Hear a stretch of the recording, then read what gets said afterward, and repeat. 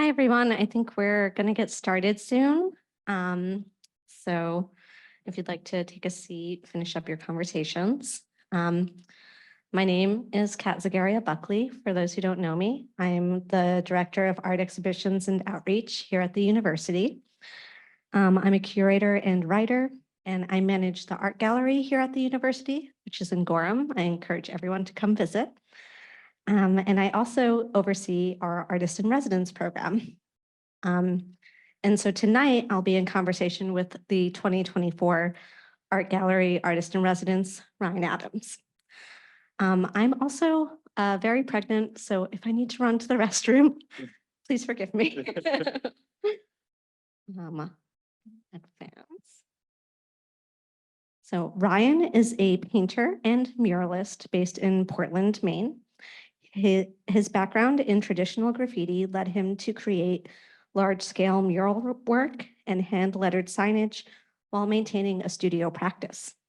His signature gem style of work is a geometric breakdown of letter forms with shadows and highlights embedded within to create depth and movement throughout the pieces, often including hidden statements. These statements can be literal or figurative, but often highlight sociocultural issues. His studio practice is rooted in the exploration of form and abstraction, while remaining true to his background in letter studies.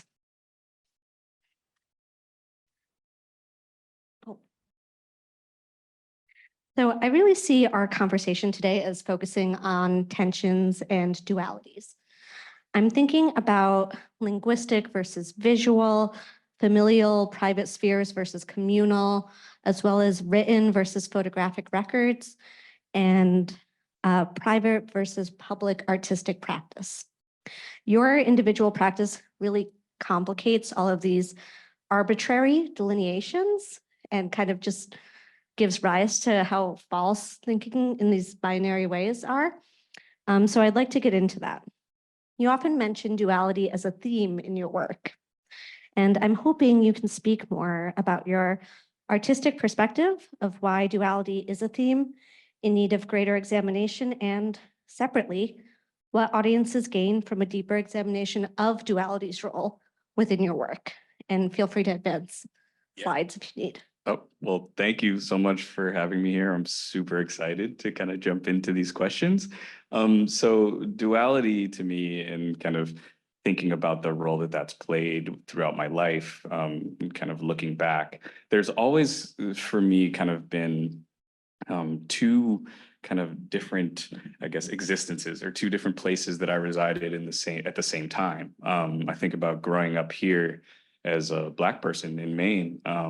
Outside of my house, there was, I guess, a way I had to conduct myself, or kind of like unwritten rules to ensure safety, or to even be treated with respect in certain cases. That was not occurring in the home. So throughout my day, it would be kind of split, where I would have to, like I said, conduct myself in one way outside, where in the home I was free to be me and not have to consider these things. I think the next kind of step in life where I think about kind of duality being very present was in my unconventional arts education through writing graffiti. Of course, you know, painting illegal graffiti, you don't really advertise that everywhere. So through a lot of that time period, I was kind of living this life where I would go to school all day or go to work all day, and then all evening spend the time trying to improve and do more graffiti. So it was almost this like Batman type life, where it was like I had this alter ego that no one knew about, but they were both kind of present and existing at the same time. I think for my work and where I currently am, I feel like I straddle a line between commercial and studio fine art practice. Um, I don't know if this is real, but I've always felt that there's this kind of idea that if you're to be a fine artist, you shouldn't do commercial work. There's always kind of like a nose up at that idea.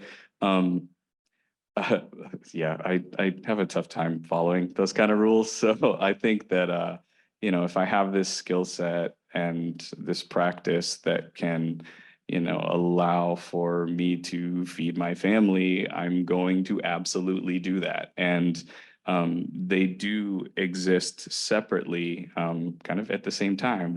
I think those kind of have a little more interaction in that one kind of informs what happens in the other, being that the studio practice kind of informs what happens with the mural work. But yeah, it's been split between kind of two spaces for as long as I can really remember. Thank you. Yeah, I really see a lot of that in your work where there's, this sort of tension between one way of reading something and another. And I kind of wanted to get into that, thinking about it as sort of a tension between the linguistic and the visual. I also just want to quickly do some housekeeping that I forgot initially, which is that at 6:45, we will have time for questions. So those on the Zoom, please feel free to type your questions into the chat, but also everyone here, please just hold your questions till that time. So your work straddles a line that I don't often see, which is an aesthetic interpretation of written language that breaks letters down into simplified geometric forms. When did you realize that letters could be bisected and obscured within an overall composition in this manner? Yeah, again, that goes back to the graffiti years. I think with graffiti writing, I was very much into the stylistic side of it and bending and abstracting letter forms as far as you can, but still having them serve their purpose and it still needing to be legible. So that's where I think my obsession with letter forms started. The geometric side of it was, again, tough time following rules. There was a restaurant in southern Maine that had this like really kind of hideous partition like upstairs in their outdoor space. And they wanted to paint the name of their business on it. And they knew me and they knew that I spray painted. So I was like, oh yeah, sure, I can do that. The town shut it down because they're like, essentially, this is a billboard. So I was like, let's make them prove the word is in there. So that's literally where the geometric style started. And I kind of took some of the lessons that I had from writing graffiti with kind of highlighting the unique properties of letters and making those kind of stand out, and then using the I guess flourishes and extensions you would put on like graffiti lettering to make this geometric pattern. And yeah, it worked. They didn't take the, the sign down. So that's where the entire style started. I love that story. Yeah. You're just like, yeah, let's prove that this is actually here. Yeah.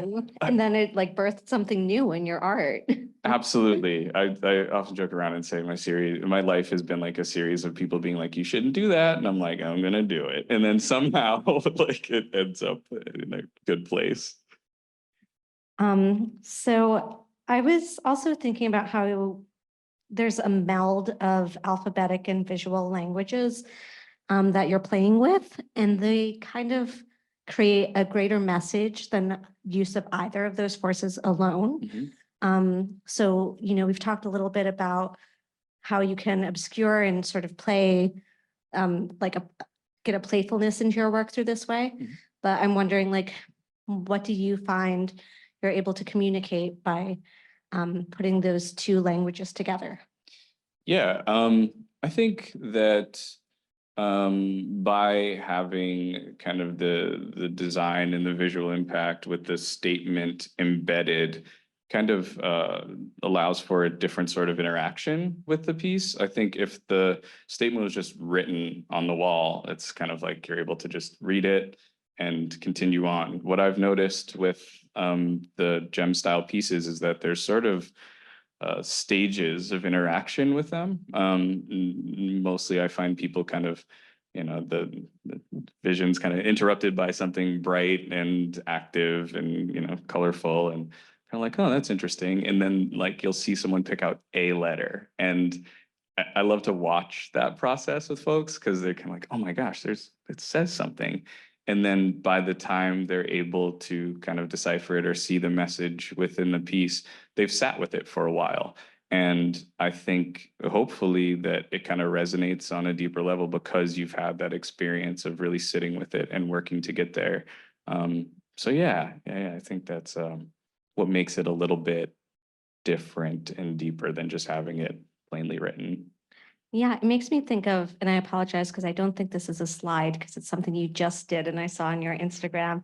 But you did a hallway in a middle school, I believe. Yeah. That's And I was nice. wondering if maybe the kids don't know what it says, and then over the years, they'll gradually realize that it says something. I love that idea. I love that, especially when it like becomes part of their environment and they're just so used to it. And then one day be like, oh, wait a second, it says that one particular thing says choose to grow.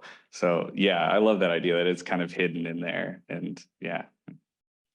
So I'm gonna get a little bit weedsy here, so Okay. if you'll permit me. All right.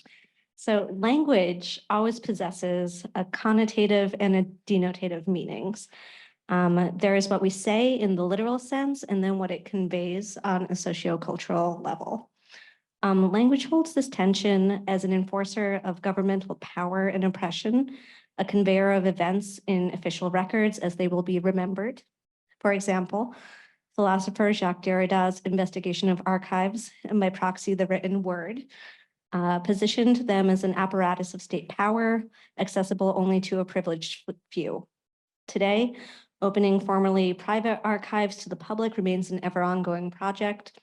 But in the small vignette, we see too the tension between reading and obscuring, inherent to the history of our relationship with the written word. So I'm just wondering how this tension between democratization of verbiage and its hidden history might play into your lettering style. Ooh, wow. Okay. This is probably going to sound fairly strange, but I think just within the last 3 to 4 years, I've really recognized kind of the power of the statement that's embedded within the piece. I know that sounds weird because these pieces are all centered around what's in there, what the statement is. But where this all started was abstraction of letter forms. So going back to like the graffiti world, like you paint the same 5 to 6 letters over and over and over again. So it was really focused on kind of the letter forms and that exploration. I think it really wasn't until I think 2020 when I realized kind of the power and I guess the significance of the statement on a broader scale within the pieces. I did a digital piece titled "We Gonna Be All Right," and that was created within the first few months of quarantine.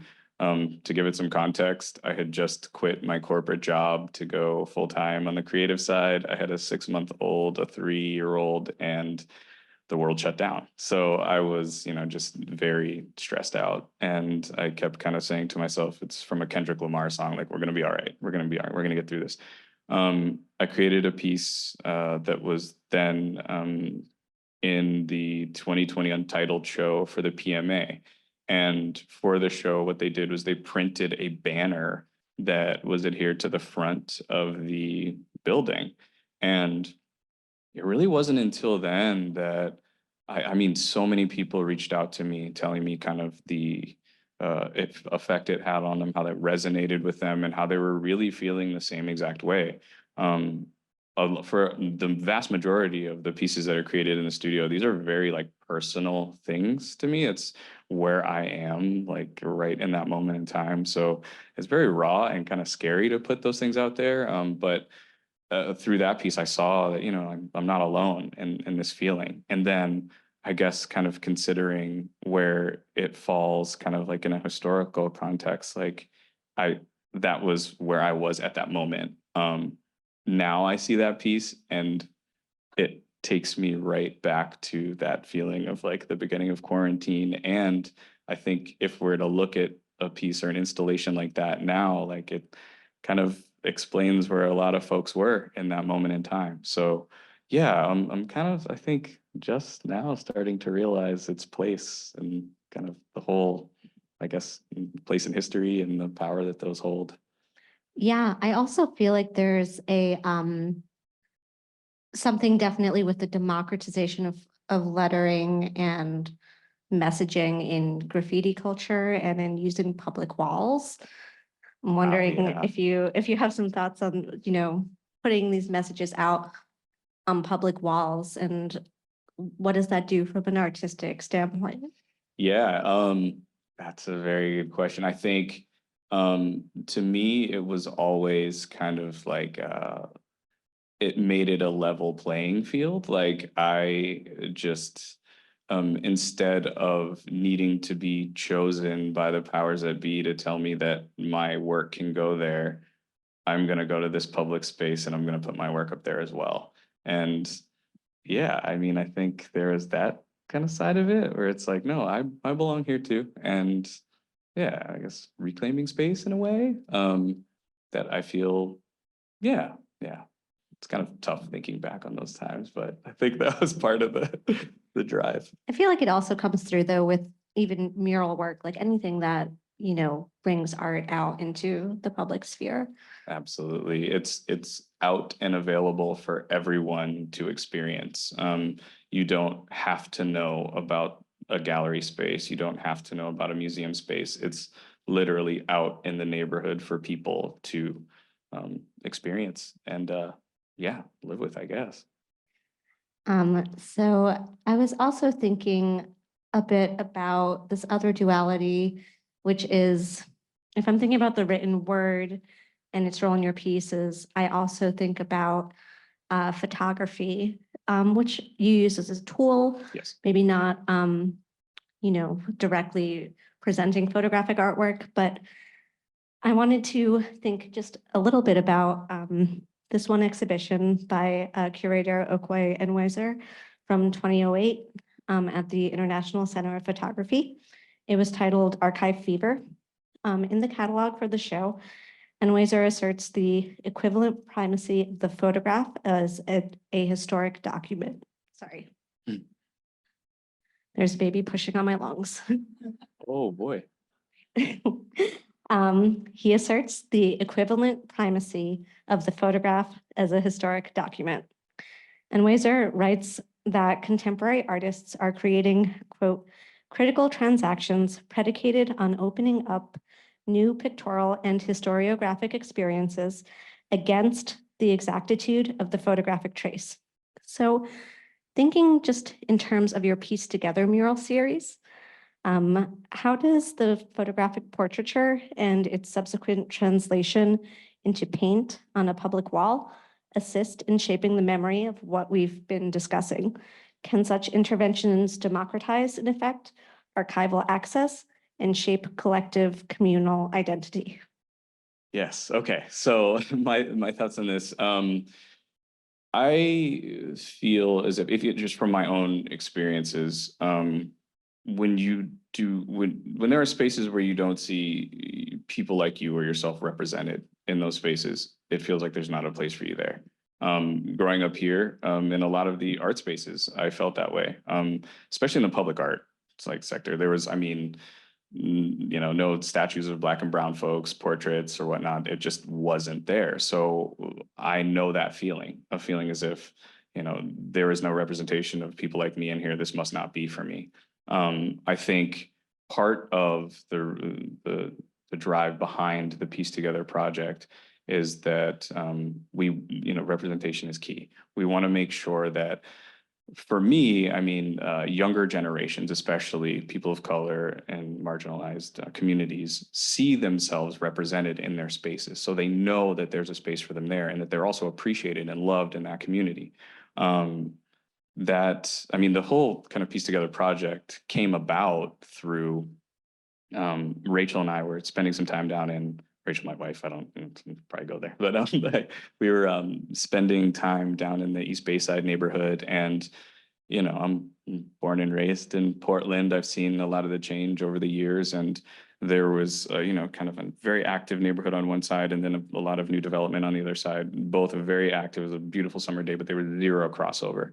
And it felt very strange. And I had seen in other kind of areas of town where development would come in and there was like zero trace of the people that were there beforehand. We really wanted to make sure that the folks that made the community as attractive and great as it is were honored and represented within the space. So painting, portraits of folks that, have had a positive impact on that community, I think is a very direct way of doing that. And yeah. Yeah, I think that using photography as a tool to help individuals see themselves, even though we know that, you know, everyone has, like, Black and brown people have been in these neighborhoods, but they're, not visible in this one particular way. And you're bringing these communal aspects, this community artwork, sort of reincorporating visibility Absolutely. into these newer developments. Yeah, like I said, I mean, I know the feeling. I know the feeling of walking into these spaces, being something like I said with like art spaces. Like I was so passionate about creating and painting and drawing, and I would go to these spaces and it would be just like void of any folks that look like me. So yeah, we really want to kind of break that down, and we want to make sure that, like I said, the next generation knows that there is a space for them, and even within the community. But yeah. And I have just, I think, one more weedsy question. Okay. It's difficult to have an artistic discussion on the role of the photograph and reproduction adherent to it without mentioning Walter Benjamin, who in his essay, Art in the Age of Mechanical Reproduction, is concerned with the difference in hand versus machine reproduction, and how the artwork ushers in new conceptions of art that decouple it from a maker's hand. So I was wondering what your feelings are on this concept, given how in your Piece Together project and maybe in some other murals, a photograph is translated back into the like hand medium of painting. Yeah. I think, well, I mean, there's definitely a difference between having someone sit and painting a portrait of them as opposed to, painting from a photograph. There's the, kind of that extra step of having the photograph there. I think that you can still accomplish the things that you want to accomplish with the piece and have it serve the purpose that you want to serve by having a photograph. I think you can still kind of capture someone's essence in a photograph, and that can then be translated to a painting or portrait. Some of my favorite artists that are painting portraits right now are using photographs. I've seen, I think, I say Amy Sherrill, Jordan Castile are two that come to mind. But I think it's totally, it's a thing that can be done. Especially like, some of these are like 15, 20 feet tall. So having someone sit would be pretty tough.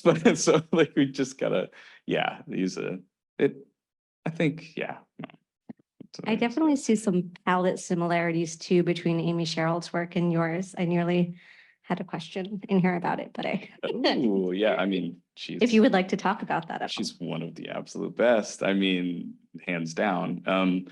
We decided to go with kind of the grayscale portraiture with the Piece Together project because I wanted uniformity across the pieces, and I think also with the portraits sitting on top of the colorful backgrounds, like it just gave it this very unique feel that we wanted to kind of continue forward. But yeah, she's so good.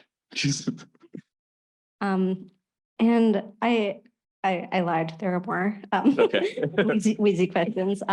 So I was thinking a bit about this theorist, Ariella Aisha Azoulay, who she sees photography as a tool of the colonial state. And she's concerned with how images function when they're detached and circulated outside of the communities that produce them. But when I think of your Piece Together project, you're really bringing attention of individuals within their particular communities, like back to their very neighborhoods. Mm-hmm. And I'm wondering how the circulation of images of community members to their neighbors, what does that do for a neighborhood? Yeah, I think again, like just seeing the changes that happen in some of these neighborhoods. Like I said, I've seen completely change over, and there's no trace of the folks that were there beforehand. I think, yeah, it's really saddening when I think about it, because it's the everyday people of the community that make it as wonderful and brilliant as it is. And I think that having kind of making sure that they're seen and making sure that they're it's that they're I guess appreciated and loved through something like a portrait, like a massive portrait on the side of the building, I think can hopefully help and let folks know that they're not just being, kind of pushed out or trampled over, that this is still their space. So I also wanted to get at one other sort of distinction that I see in your work, but it feels rather arbitrary. And we talked about it just a bit about the how your family really does play a role in your work. And so for our discussion on that, I'd been thinking about the work of this artist, Marissa Mertz, who used her home as her studio, and her installations within her home were kind of inseparable from it. And I see your interest in the family and private sphere as sort of a contrast to Mertz, that it manifests outwardly, whereas she was very interested in the interior. You're very interested in sort of manifesting the creative family almost outside, or maybe you're not, I don't know. Oh, totally. Yeah. But where your family plays an active role in collaboration and your final products. And I'm wondering if you can speak on that just a bit. Happy to talk about the fam. So I am fortunate enough to have a wonderful, beautiful wife who is also just painter, quilter, just amazing creative. And two little girls, Nora and Zoe, if you're watching, hi. And yeah, I really, I think, and I've said this before, but I feel that the role of the artist is to be completely transparent, and to just kind of be like, bare your soul and be completely true with your work. My family plays such a massive role in my day, every single day, that if I were to not include them, I would not be, I wouldn't be being truthful in the work that I'm doing. Like I said, I'm fortunate enough to have a wife who's also a painter, and I feel like that alone is just, it's such a, I don't want to say cheat code, but I get to like have someone to critique my work like as it's happening and to bounce ideas off of. So of course I'm going to have her included in the process. And again, fortunately enough, we're able to collaborate on a lot of pieces together. With the kiddos, I don't know, again, this may be just me, but I feel like there was this kind of this weird kind of thought or undertone that if you were to be an artist, like a family or kids were seen as like a distraction. I've actually had conversations with people about this, and again, not following rules. Like that's, to me, it was so absolutely ridiculous. Having kids has really actually helped push forward in my work. I mean that in the sense that, I'm responsible for raising two humans. So I'm really looking at a lot of my patterns and kind of coping mechanisms and who I am as a person, and trying to figure out which parts of these I want to pass down to the kids. And in that thinking, I'm examining a lot of the experiences, traumas, all the things that led to me being, the person I am today. A lot of that, diving into kind of my experiences and the things that made me who I am today, a lot of that comes out in my work. Like so much of that comes out in my work. So yeah, they're a big part of my life and who I am. So yeah, they're involved in the work. It sounds like experience and reflection really plays a role in your work, is stimulated just by being around your kids. Oh my gosh, yeah. Yeah. It's they're so helpful and so tough at the same time. They like I said, it allows for me to really look at the things I want to pass down to them and then think, why why do I want to pass this down to them?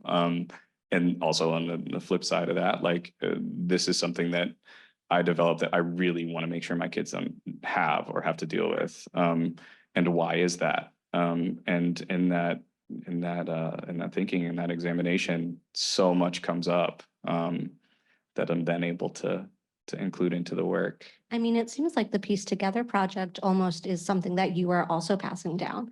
Like, I know you said the impetus came from a discussion with you and your wife, but you're also passing down this new visibility within our community for folks who matter and often who, might not see themselves reflected in the arts otherwise. Thank you. Yeah, no, I thank you for that. Yeah, and we have the girls come with us to a lot of the installs, and they see a lot of the work that we're doing. And Zoe, the oldest one, is starting to understand kind of the significance of these things, and we're having those conversations about why this is important. So yeah, it's great to have them involved. And just staying on this for a moment, with regard to the background of your murals, there's a clear drawing of heirloom textile patterns.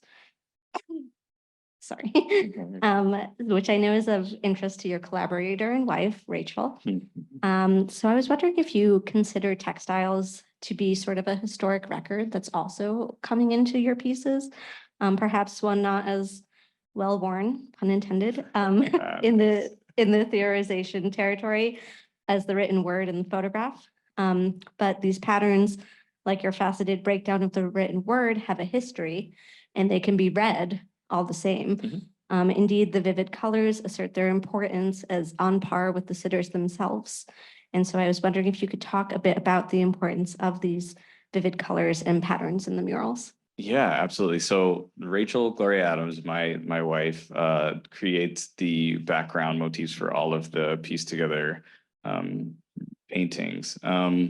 She's oh, there we are. She's clearly the expert on this side of the conversation. But one thing that she has a quilting practice, and she creates these quilts and stretches them over stretcher bars and presents them in gallery spaces. And her and a handful of other folks in our generation are really doing this phenomenal thing, I think, where they're bringing the practice of quilting into these traditional art spaces, where I think prior to it might have been, I feel like quilting was kind of more seen as like craft as opposed to art, which in my opinion was wrong, and most likely due to the fact that they're created by poor women as opposed to rich white guys. So I think that with her bringing this into this world, we take a look at quilts, and we look at like just kind of the beauty and the soul that's into these pieces. And she also does a lot of research on like kind of the historical significance of quilts and how there were kind of things embedded within the quilts, sometimes information, sometimes just referencing specific areas. And she's using that within her pieces to kind of embed like iconography or certain things that are pertinent to, with these pieces, the people that we're painting, and kind of embed those within kind of the motif. This one in specific, I think, so this is Alan Nahimana, and he was one of the founders of the Immigrant Welcome Center. And even something like I'm big fan. Rachel's amazing, but the kind of the offset stripes of red there was kind of a reference to like an American flag, and like something where it's like to me it's a genius. And I mean, the way that she's able to put together these color palettes that really reflect the person's like aura and their energy, and then to create the motif, I mean, it's just 10 out of 10. It's yeah. I know we have also this slide that I think you would like to discuss. Yeah, I threw this one in there last minute on you. This one was that's my wife Rachel, and this was just a wild story that just happened recently. Her father lives in Virginia, and he came up with a kind of Tupperware bin, and this ties into kind of like the tradition and historical significance of quilts. But he came up with a Tupperware bin, and he's like, yeah, your grandmother's sewing machine's in there. I figured I'd give it to you, cool. And Rachel opens it up and there's this like vacuum sealed object. And, he was like, oh, I didn't know that was in there. And she opened it up and it was this quilt, which was traced back to her great great grandmother. So it was just kind of like chills moment where it was like, oh my gosh, and she didn't know that there was a history of quilting on that side of her family. So as she's creating these quilts for the show, as she's creating these motifs for this project, she gets kind of this as I think a nod from the ancestors to be like, you're doing it right. So yeah, I wanted to show that as part of it because I thought that was pretty awesome. I think it really ties into to like in your mural projects, you're bringing the history of the community forward, but then also in your private sphere, you're seeing other histories sort of manifest, other creative histories. So yeah, I appreciate you telling us that story. Yeah, thanks for letting me throw that in there. And then lastly, I just wanted to end with thinking about this line between public and private, which today in our contemporary world of social media is a bit more of a porous portal than a boundary. So Yeah. for the Piece Together project, I know you utilize images that maybe were initially taken in a different context, maybe in the private or familial sphere. And I'm wondering like what you think of bringing those images from that sphere to a public sphere. How does it change it? Sure, yeah. So with two of these subjects so far, we were able to have our reference photos and have sessions with them where we took photos of them. And oh my gosh, like all the credit in the world of photographers, like that's a tough job. Like, I'm kind of one of those people that when a lens gets on them, you kind of freeze up. So there's a lot of kind of building a rapport and getting to know folks so that they could feel comfortable with having those photos taken.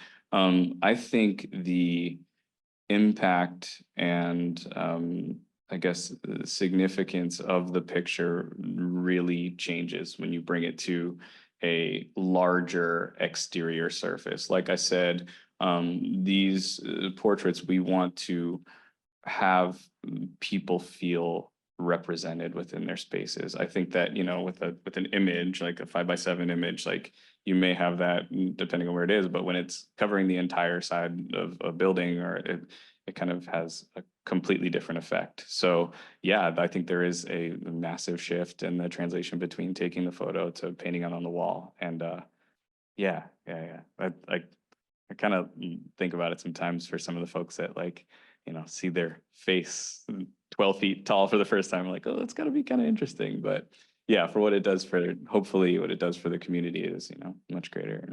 There's also such a difference in like circulation of images on our phones versus circulation of images in the community. Yes. Like the physical aspect, like you're talking about with blowing something up to 15 feet tall, we really don't have these a sense of scale, even if, there's something to compare, like a person in the picture, you don't know until you see it. Yeah. And I think even the time spent creating it, like for something like you said on your phone, you just kind of see the final product and you kind of keep it moving.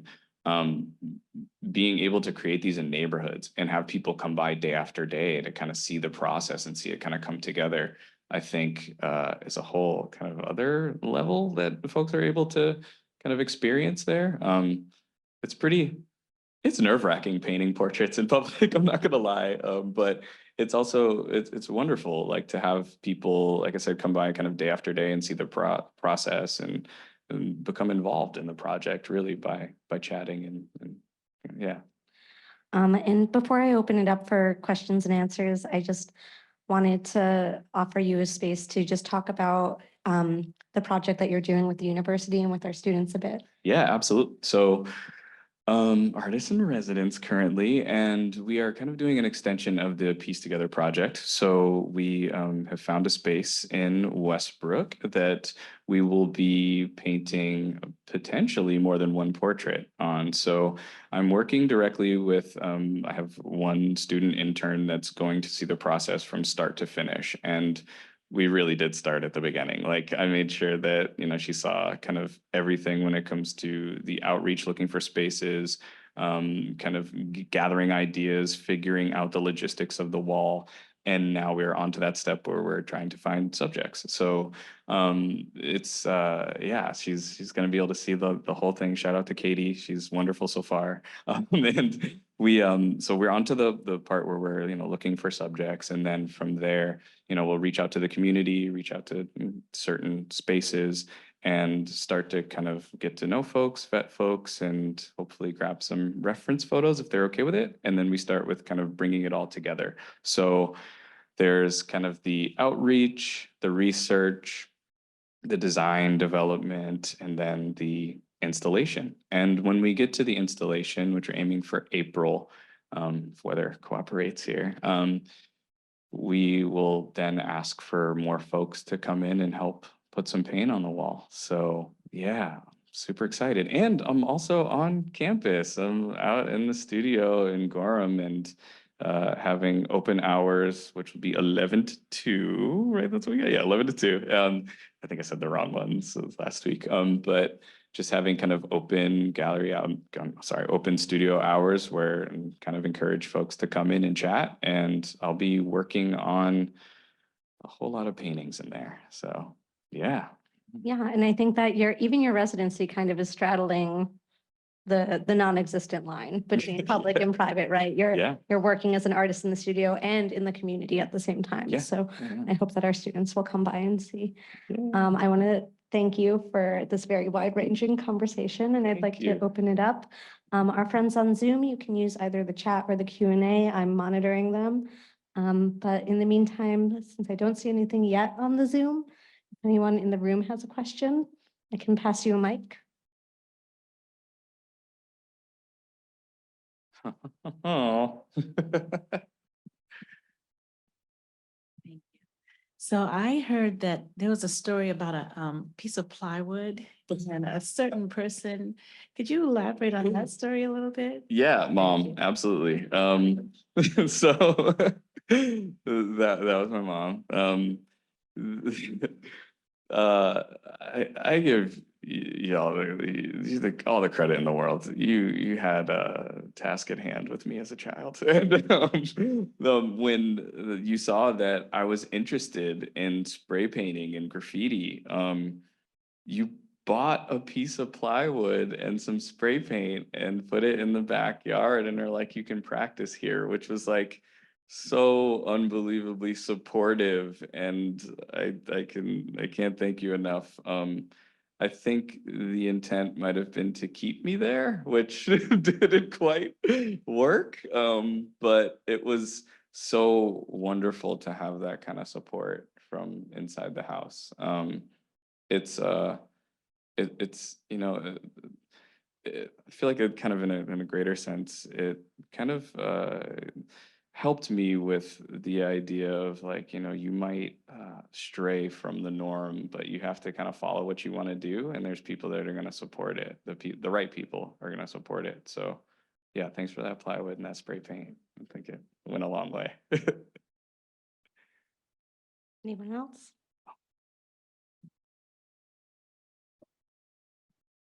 Eight mics. I have two questions. One is based on, I really love the explosion of public art and mural painting in Portland. I think it's great. Yeah. And I really appreciate that your role in that. And I believe in Thompson's Point, you're making some efforts in that direction. But I don't understand two things about the techniques. So to me, spray painting is soft and can be drippy. And yet you come out with, I mean, their eyes just glow. The Thank you. details are beautiful and the lines are really sharp. Mhm. So how are you getting those effects? And my second technical question is, do you do at home a grid or a mock-up, where you're actually translating it down to a 1x1 square that you then know when you go out there in the field?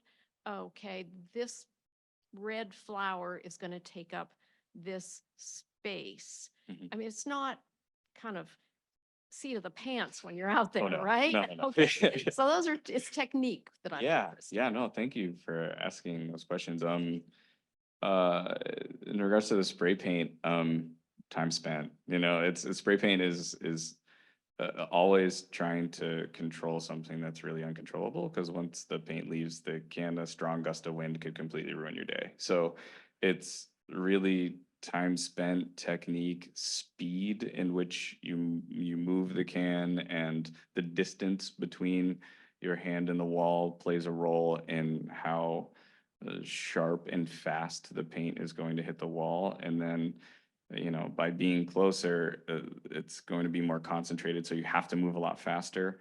When it comes to kind of creating gradients or blends or things like that, it's all about layering and what I call dusting, which is like, kind of giving it some distance. So it's more of kind of a speckled, kind of faded effect, but it's all building up with the different colors, and then kind of making them interact with each other.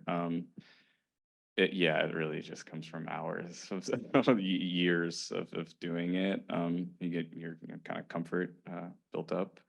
When it comes to preparing for walls, I'm very prepared. Rachel makes fun of me about how prepared I am, but I mean, especially now with the technology that we have, I'm able to even just take a photo of the wall that we're going to paint and kind of put the picture and overlay it onto the space so that I can see exactly where things are going to go. I used to use kind of the one-to-one grid, but now with the technology that we have, I often, for these portraits, use what they call a doodle grid. So I wish I had a photo of it to show, but can you see any of it in the, no, I don't think so. Oh yeah, you can see it in that one. Okay, so at the very bottom of this portrait there, you see there's just like a bunch of like squiggles and doodles and things like that. So I will kind of mark up the wall with a bunch of squiggles and absolutely terrify the client for a minute. And I will take a picture of that and get my reference image overlaid on that, and then kind of reduce the opacity. So then I have kind of data points, reference points. So I can say, like kind of the ear begins at the top of that lightning bolt and ends at the bottom of that like squiggly. So that's normally how I do it. It's really fast. So that's, yeah.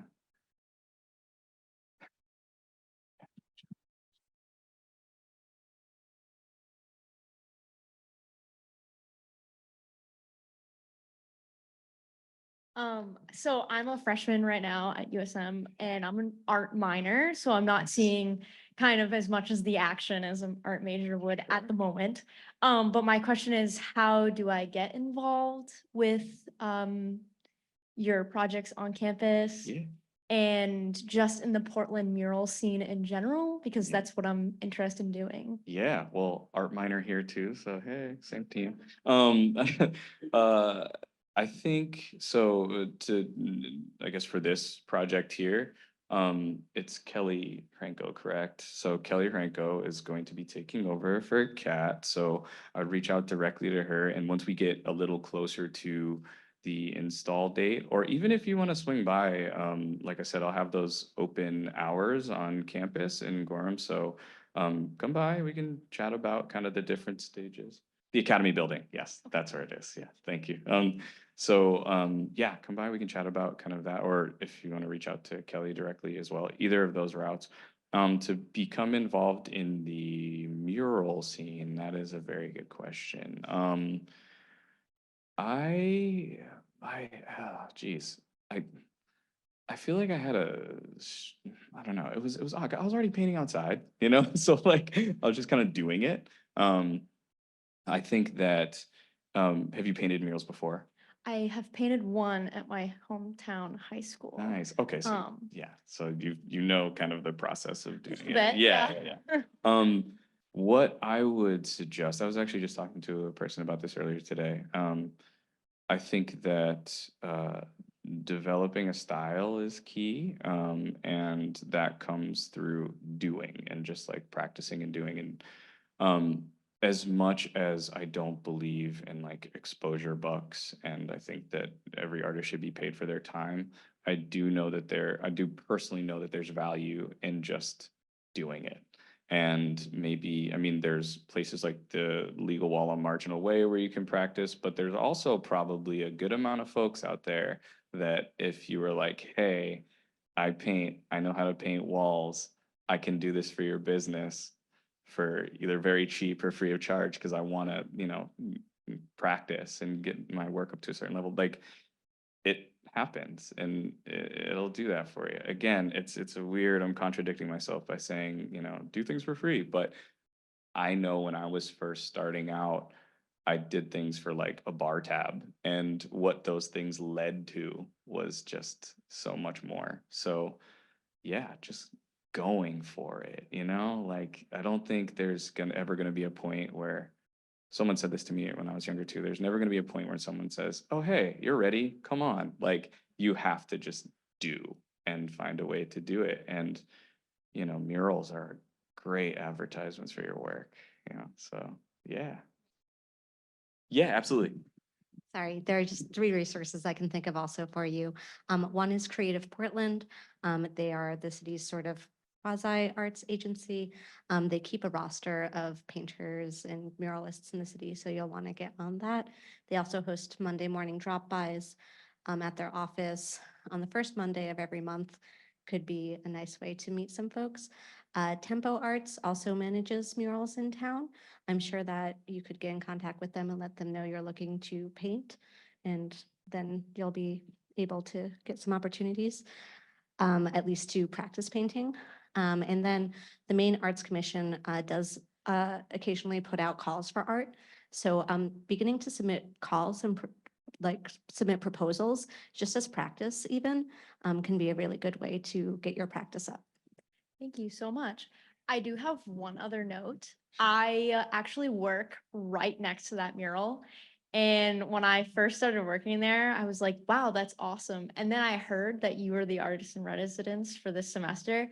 And I immediately was able to peg that that was your mural. And I was Oh my like, gosh. that's amazing. Thank you so much. Thank you so much. That was a very special piece that we I mean it was heavy on a few levels, but the surrounding community and the folks in that area were just, it's phenomenal. And yeah, thank you. Appreciate that.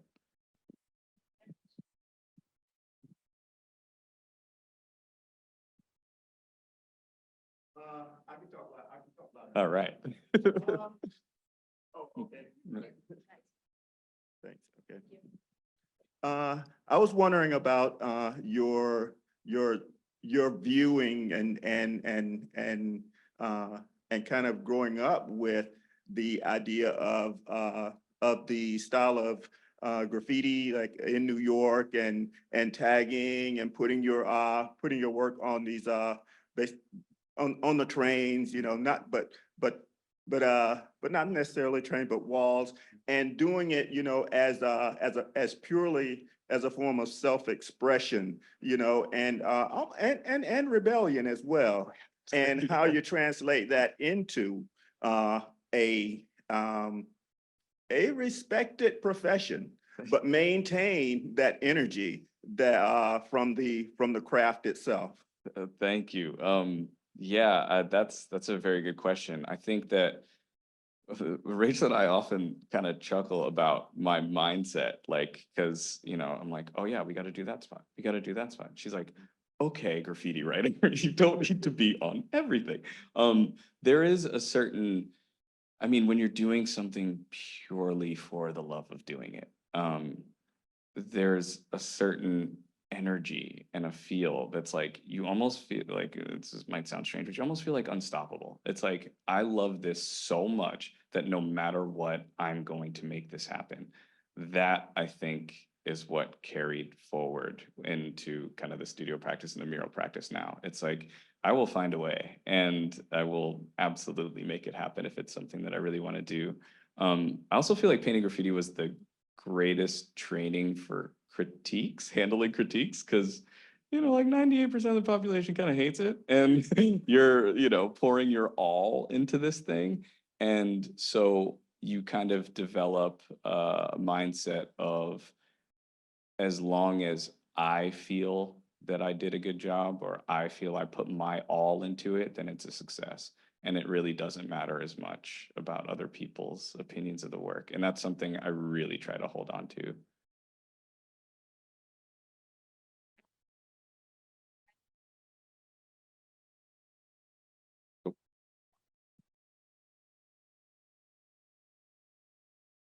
Um, well, thanks for being here and doing this. Thank you. Thanks for First off, having me. I really appreciated earlier you know, mentioning and alluding to growing up and not seeing yourself represented in art spaces in the Portland area. And so I was wondering if you'd be open to sharing a little bit more about, you know, what are some of the unique challenges you faced as a Black artist growing up and developing in the whitest state in the country? Yeah. And how you've worked through those. Sure. Yeah. Thank you for asking that. It was, I think, so, I mean, and also I will preface, like, you know, like, so growing up here, I mean, I was sent to, you know, kind of art camps and after school programs and things like that. But, you know, so my exposure to it was only so far. So, I mean, there may have been things I missed, but I don't really think so. It just, it was not present whatsoever. And that really, it took a toll on me mentally, because I knew I had this thing I loved, you know, and I knew I had this thing that other people can do and be successful in and make a living out of. But it just felt like there was just no, like, it wasn't for me. It was just something you can't do. I mean, I guess I'm thinking about, like, I was just talking to a friend about how just Maine in general for Black folks is so much different than it is for my white counterparts, my white friends. There's certain areas of the state where it's just like, you don't even want to be there.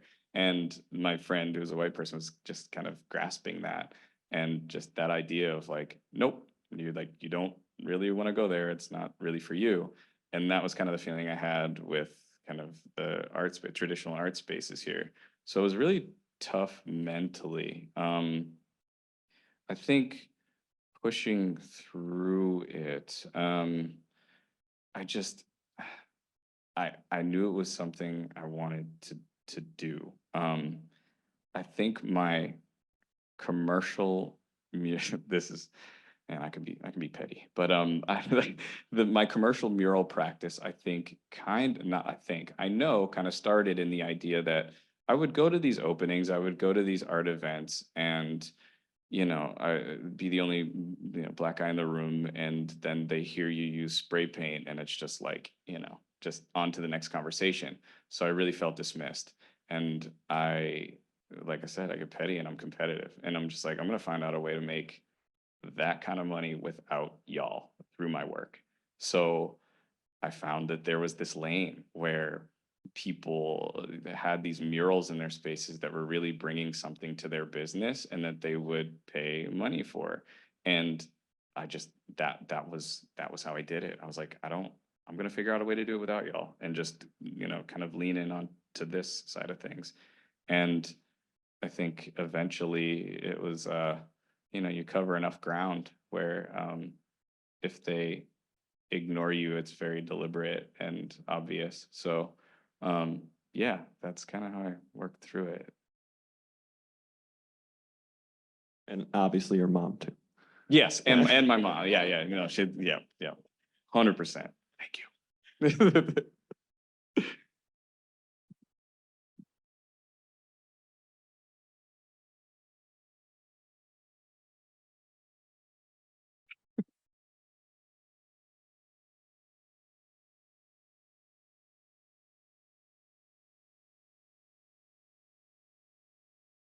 All right.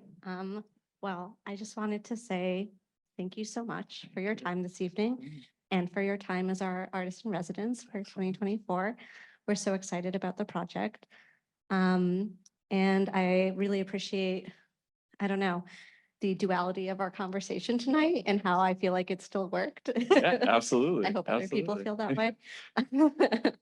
And yes, like Ryan said, he has open studio hours in the Academy building on Wednesdays, 11 a.m. to 2 p.m. And I hope that our students, but anyone who's curious about art practice, like personal, private, or commercial, can stop by and talk to Ryan. And as we get closer to the installation of the mural, we will communicate out with everybody about dates and times that you might be able to help and come by. Thank you so much. Thank you. Yeah.